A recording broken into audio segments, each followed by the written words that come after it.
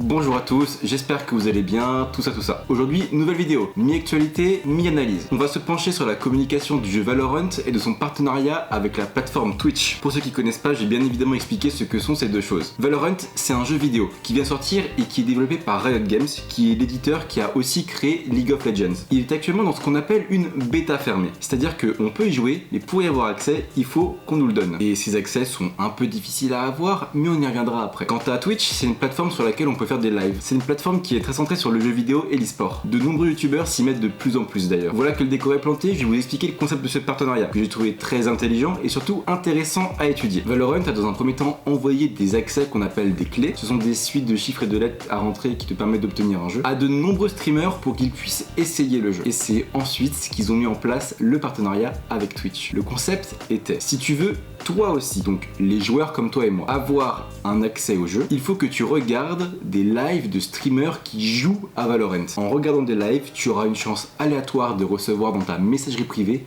une clé pour obtenir Valorant et ainsi jouer au jeu. Ainsi donc, pour avoir la chance de jouer à ce jeu très attendu par la communauté, il suffisait simplement de se poser devant son écran. Mais pourquoi est-ce que cette mécanique est-elle intéressante d'un point de vue marketing? Parce qu'elle va permettre de créer une sorte de cercle qui va favoriser la consommation de contenu Valorant et donc donner de plus en plus envie aux joueurs d'y jouer. Je vais vous expliquer.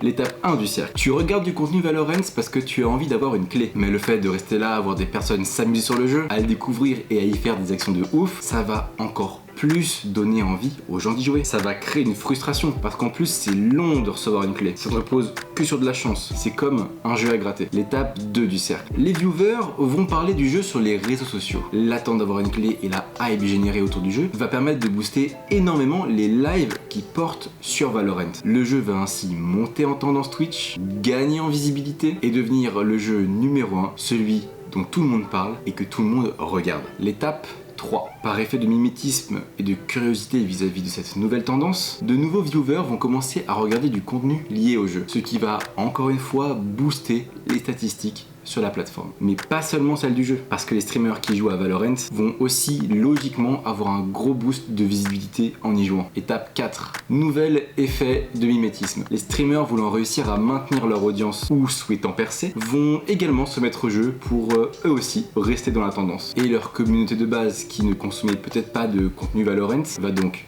découvrir le jeu, avoir envie d'y jouer et c'est ainsi que le cercle recommence. Cette stratégie a effectivement très bien marché. Mais pour ma part, je dirais même qu'elle a trop bien marché. Et comme pour tout ce qui est de trop, cela s'accompagne d'un revers de la médaille dont nous allons parler maintenant.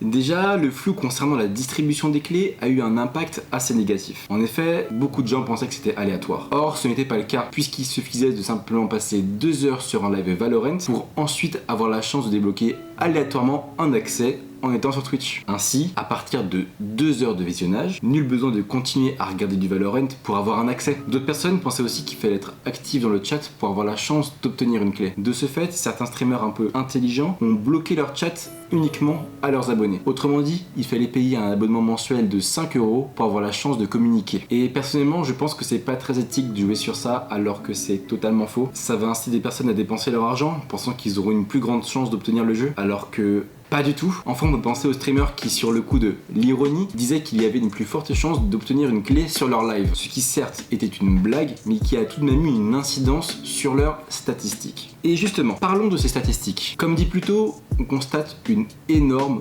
augmentation des vues. Cela peut découler en partie du flou autour des conditions pour obtenir une clé. En effet, beaucoup de monde pense qu'il est simplement suffisant de se connecter sur un live et de regarder du Valorant pour en obtenir une. Mais ainsi, on assiste à une démultiplication de viewers fantômes. Je vais vous expliquer ce que ça signifie. En gros, beaucoup de personnes allument plein de live Valorant sans forcément tous les regarder, pensant ainsi dupliquer leurs chances d'obtenir une clé. Certains vont même jusqu'à laisser tourner leur PC comme ça toute la nuit, voire même toute la journée sans être devant leur écran. Ainsi, de nombreux viewers fantômes sont présents sur les lives. Ils ne sont pas actifs. Ils ne consomment pas vraiment le contenu. On pourrait même les comparer à des robots payés pour booster les audiences. Et ça, je trouve ça plutôt grave. Déjà pour Twitch, parce que ça va créer une grande montée d'audience qui vont forcément mettre en avant pour vendre leur espace publicitaire à leurs annonceurs, mais ça se basera du coup sur des données qui sont faussées. Et surtout après, ils vont connaître une grosse chute dans leurs audiences une fois que la tendance sera passée. Et ça, ça vaut aussi pour les streamers. On en voit beaucoup qui se vantent de faire des super stats grâce à Valorant. Mais quand ça va retomber, ce sont des données qui vont avoir du mal à exploiter auprès des marques pour se vendre, car ces dernières font attention à l'évolution des streamers. Et même moralement, ça peut être un peu difficile à endurer. Tu repasses de 10 000 viewers moyens par stream grâce à Valorant